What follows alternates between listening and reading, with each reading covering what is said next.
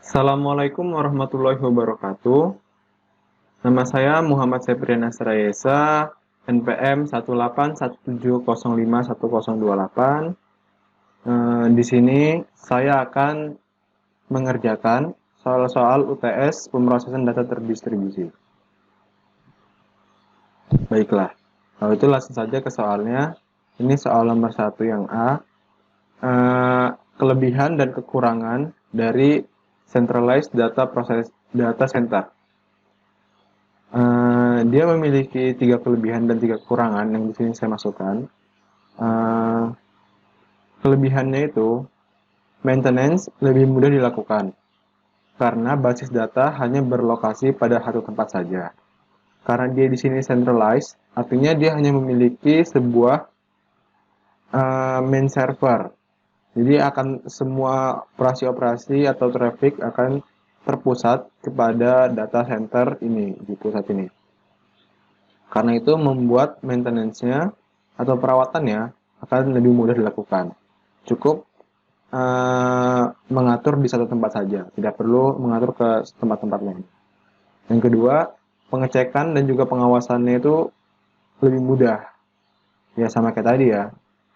Jadi dia kalau misalnya mau ada apa-apa yang dicek, seperti ada kerusakan atau sesuatu, dapat dengan mudah untuk troubleshooting-nya.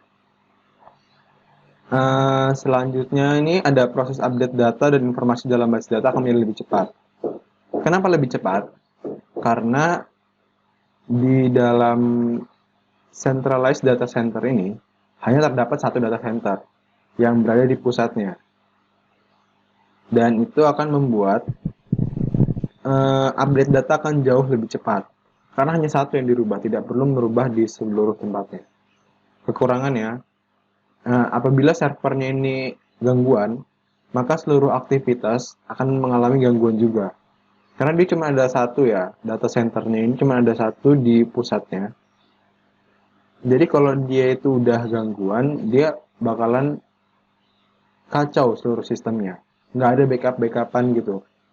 Kecuali memang perusahaan sudah menyiapkan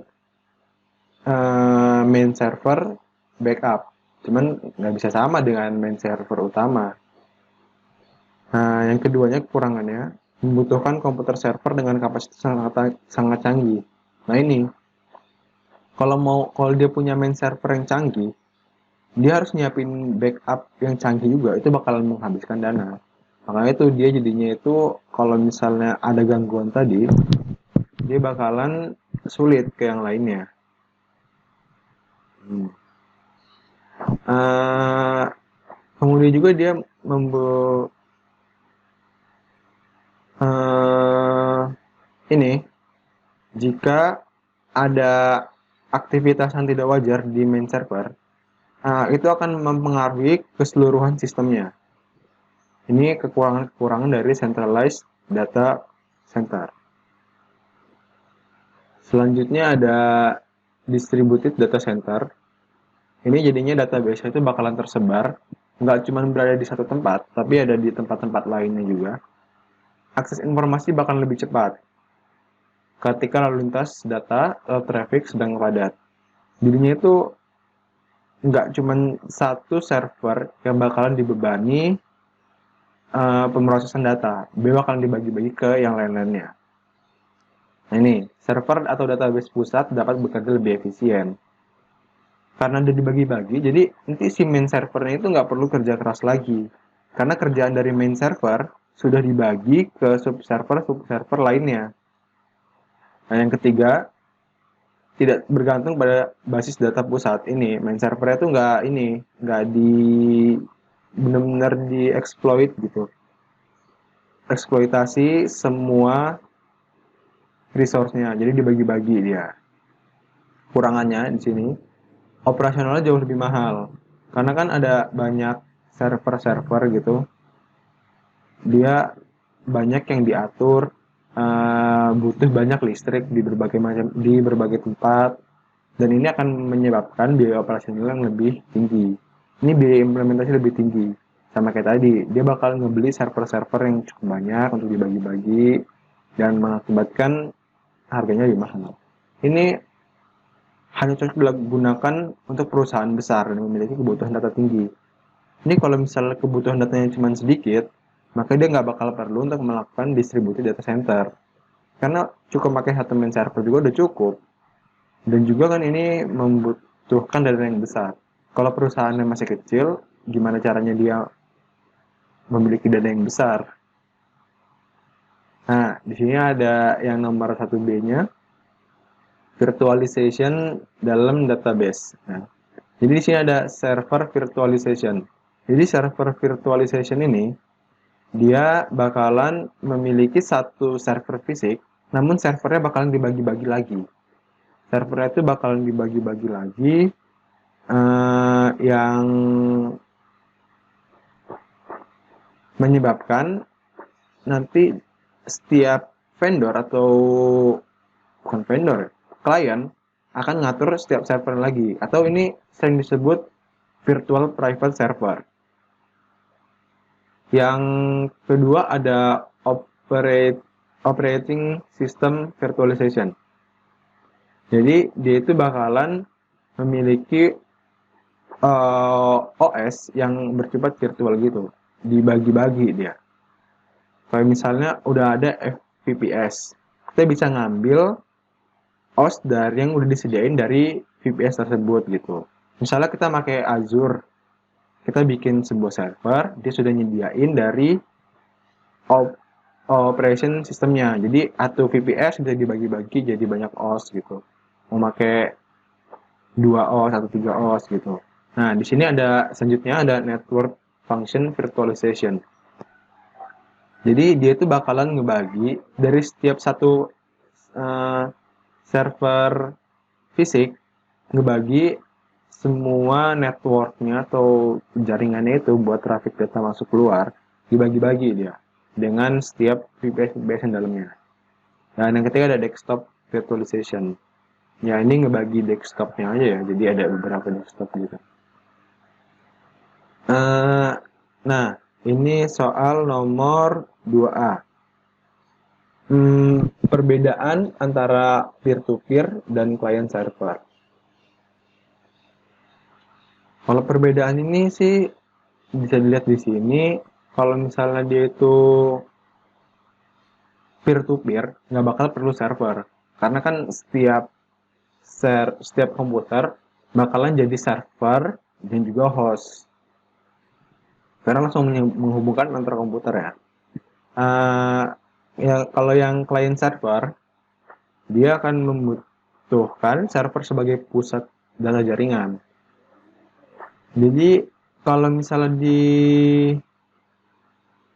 ke client server, dia bakal punya satu pusatnya, yaitu servernya. Sementara kalau di peer-to-peer, dia nggak bakal punya pusat. Karena semuanya itu memiliki kedudukan yang sama. Jadi setiap komputer bakalan terhubung satu sama lain. Sementara kalau client server, dia bakalan cuma ada satu server sebagai pusat dari jaringannya. Yang kedua, maksimal komputer. Kalau peer-to-peer karena terhubung seperti itu, maksimal komputernya hanya 10. Kalau sementara client server, tergantung settingan jaringannya. Jadi dia bisa banyak banget ataupun sedikit di client server ini. Cuman wajarnya sih client server ini bakalan banyak. Nah, kalau ini sistem operasi berbasis server, peer-to-peer nggak perlu. Karena dia nanti biasanya udah ada kayak aplikasi di dalamnya. Kalau misalnya ini di Windows atau Linux, dia bisa pakai Apache contohnya. Untuk melakukan peer-to-peer ini. Kalau client server, dia harus ada satu OS yang berfungsi sebagai servernya agar lebih optimal. Jadi contohnya kayak Windows Server 2007, 2010 atau Ubuntu Server 16.04 dan yang lainnya. Ini pembuatan jaringannya. Kalau peer-to-peer ini bakal lebih mudah pembuatan jaringannya karena dia cuma simple ya. Jadi menghubungkan antar komputer aja. Tapi kalau misalnya dia ini client server, lebih sulit karena itu jadi membutuhkan tenaga ahli, mungkin bakal menjadi lebih mahal. Dan membutuhkan perhatian lebih dalam pembuatan serta perawatannya. Jadi nggak mudah lah ya, bisa cuman nggak mudah untuk melakukan uh, pembuatan jaringan di client server ini. Nah, ini persamaannya nih. Persamaannya ini kalau misalnya ini nih sama-sama digunakan antara client server dan peer-to-peer, menghubungkan antar komputer. Uh, Peer-to-peer dapat menghubungkan komputer ke komputer. Client server dapat menghubungkan komputer ke server dan server ke komputer. Jadi secara tidak langsung dapat menghubungkan komputer ke komputer juga. Dapat digunakan untuk berbagi sumber daya. Dapat mengirim file. Jadi misalnya itu sama nih ya, dapat menggunakan bertukar berkas juga, ini mirip-mirip lah ya. Jadi kalau udah dibuat jaringan ini, kita bisa ngirimin dari satu komputer ke komputer lainnya dengan lebih mudah. Tanpa perlu colok-colok kabel atau flash disk atau yang lainnya, dapat bertukar berkas jauh lebih mudah. Nah, ini asinkronus, dan sinkronus. Komunikasi asinkronus itu transfer data yang dilakukan secara tidak langsung. Jadinya waktu dia dikirim itu dengan dia waktu dia diterima kadang-kadang memiliki perbedaannya. Jadi nggak harus real time dia. Kalau misalnya sinkronus, transfer data yang dilakukan secara langsung. Jadi harus real time gitu. Saat data dikirim, saat juga lah data langsung masuk. Atau setidaknya mendekati dari waktu yang data dikirim itu. Karena emang biasanya ada beberapa delay gitu. Contohnya kayak video call gitu. Nggak mungkin kan kayak video call ngomong sekarang, terus diterimanya besok gitu. Jadi harus bersamaan kalau misalnya yang sinkronus. Nah, di sini ada perbedaannya. Kalau synchronous transmission ini dia cepat dia. Karena emang harus cepat. Kalau lambat nanti dia bakalan jadi asinkronus. Karena harus data dikirim dan diterima itu harus barengan. Nah, ini karena cepat ini dia bakalan mahal. Karena ngabisin banyak bandwidth untuk transfer datanya.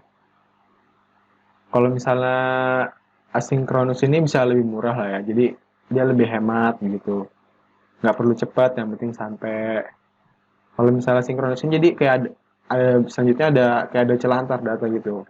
Kalau asinkronus itu nggak ada celah. Kalau sinkronus nggak ada celah. Jadi kan harus datanya itu langsung terusan gitu. Kalau sinkronus ini juga harus mensinkronkan waktu transfer, karena itu disebutlah sinkronus transmission. Kalau misalnya asinkronus nggak perlu. Nah, ini selanjutnya jenis-jenis topologi dalam database terdistribusi. Nah, ini ada jenisnya namanya bus. Bus ini topologi yang digunakan untuk menghubungkan komputer terhadap satu kabel panjang dengan beberapa terminal. Ini nih jadi benar-benar simpel ya. Jadi cuman ada ini komputer-komputer terhubung dengan satu kabel panjang. Terus nanti dia tinggal transfer datanya dari sini. Cuman dia jarang dipakai. Karena kalau misalnya satu bagian rusak, dia bakalan nggak bisa dipakai lagi, susah dipakainya. Nah, ini selanjutnya ada topologi star. Nah, topologi star ini lumayan sering dipakai nih. Karena di sini ada satu ini router atau hub untuk menghubungkan ke setiap komputer ke situ. Jadi semuanya itu bakalan hubungan komputer ini bakalan terhubungnya ke tempat ini, bukan ke komputer-komputer lain. Nggak secara langsung. Jadi ini bisa ke hub atau switch atau router gitu. Selanjutnya ini ada topologi ring ya, bentuknya bakalan kayak gini. Menghubungkan komputer ke komputer. Dan kayak gini. Dia bakalan ada kayak flow message. Jadi dari komputer ini bisa ngirim ke sini, terus bisa ngirim ke sini, sini. Bakalan kayak gini bentuk transfer datanya. Hmm, selanjutnya ada ini modem. Nah, di sini jelaskan gimana cara kerja modem. Nah, oke. Jadi di sini ada sumber atau yang mau ngirim data dan ada juga tujuan yang bakalan dikirimin sama si sumber. Ini pertama itu dia bakalan ada teks misalnya. Teks ini kan bentuknya adalah bit. Hmm, kita nggak bisa ngirim sinyal bit ini melalui jaringan radio. Karena itu ada namanya transmitter. Yang sinyal digital dirubah jadi sinyal analog. Baru dikirim. Nanti udah dikirim, si penerima ini ngerubah dari sinyal analog jadi sinyal bit. Baru diterima oleh sistem tujuan atau komputer tujuan gitu. Uh, di sini si modem bakalan berfungsi sebagai pengirim dan berubah dari sinyal digital ke sinyal bit, sinyal analog. Jadi cara kerjanya dari sini, dia bakalan ngirim data yang berupa bit ke sini, kemudian data digital ke sini, kemudian dari sini dia bakalan merubah ke sinyal analog, dikirim ke jaringan telepon, ini dari jaringan telepon ini ngirim ke tujuan dari sumber ini ke modem dari si jaringan ke modem dari penerimanya. Nah, nanti modem penerima ini bakalan merubah sinyal analog yang dikirimkan dari jaringan telepon menuju sinyal digital lagi. Baru diterima di server, baru dapat diproses di server. Bukan server ya, namanya tujuan seperti di sini. Seperti ini. Ini ada inputnya GT, bakalan jadi outputnya G asing T. Jadi pertama masuknya teks yang berupa bit digital, transmitter merubah ke sinyal analog. Di sini ada perpindahan transmisinya, dan di sini ada analog diterima oleh receiver, dirubah ke digital, baru dimasukkan ke dalam komputer tujuan. Jadi beginilah cara kerja dari modemnya. Nah, selanjutnya ini ada security pada database, distributed database. Nah, security itu, keamanan itu, keamanan informasi merupakan perlindungan informasi dari berbagai ancaman agar menjamin kelanjutan proses bisnis, mengurangi risiko bisnis, dan meningkatkan return of investment serta peluang bisnis. Ini dikutip dari Charlie Chaker, ETC 2012 dan lainnya. Nah, dia itu harus mencakup 3 hal ya. Pertama itu ada integrity, aspek yang menjamin data tidak dirubah tanpa izin pihak yang berwenang.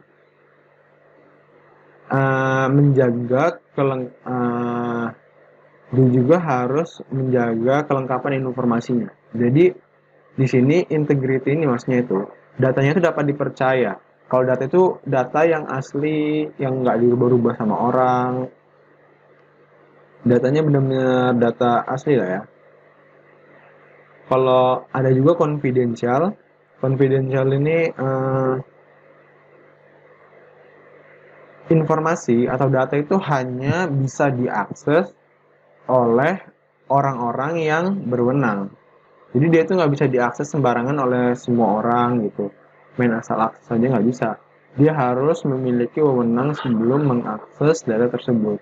Itu yang disebut dengan confidential. Nah, selanjutnya ada availability. Jadi dia itu datanya itu harus selalu tersedia. Saat dibutuhkan oleh user, dapat user itu ngambil informasi itu. Jadi harus selalu tersedia, nggak boleh kayak kadang-kadang datanya itu nggak ada gitu, rusak atau hilang atau server down jadi nggak bisa diakses, itu nggak boleh. Jadi itu harus datanya itu availability, selalu tersedia saat user membutuhkan. Selanjutnya, oh ini ada enkripsi, private key, dan public key.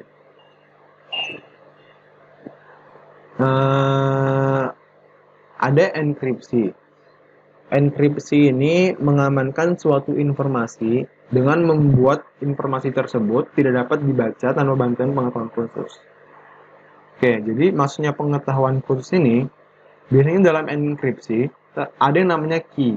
Key itu kunci untuk membuka informasi tersebut. Jadi kalau di enkripsi ini pertama ada sebuah informasi. Kemudian dia bakalan dirubah bentuknya ke yang orang lain gak bakal baca tanpa tahu kunci itu. Karena ngerubah informasi pakai kunci.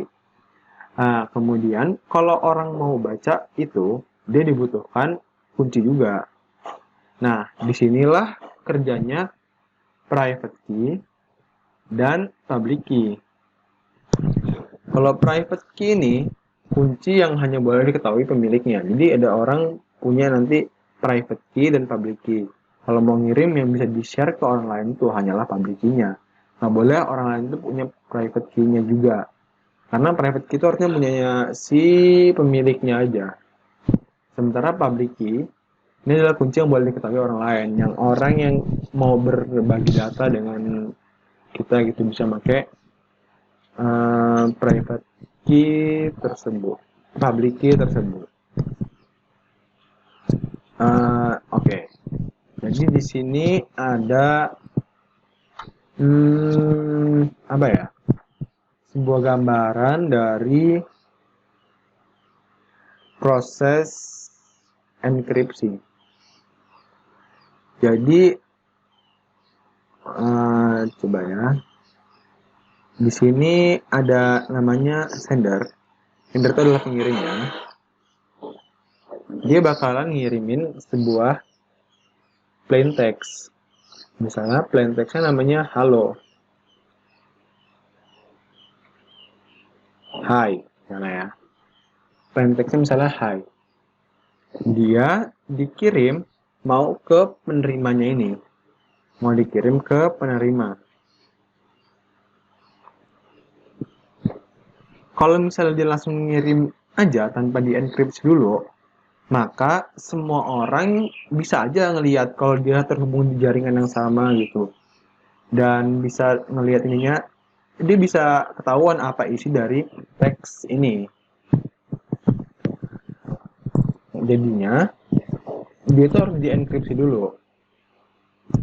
Pertama, dia bakalan make si public key ini untuk nge-encrypt si kata hi. Misalnya setelah di-encrypt, hi ini berubah jadi kata apa? Misalnya menjadi seperti ini. Setelah berubah jadi seperti ini, dia bakalan dikirimkan kata ini yang kalimat nggak jelas ini, ke tempat penerimanya.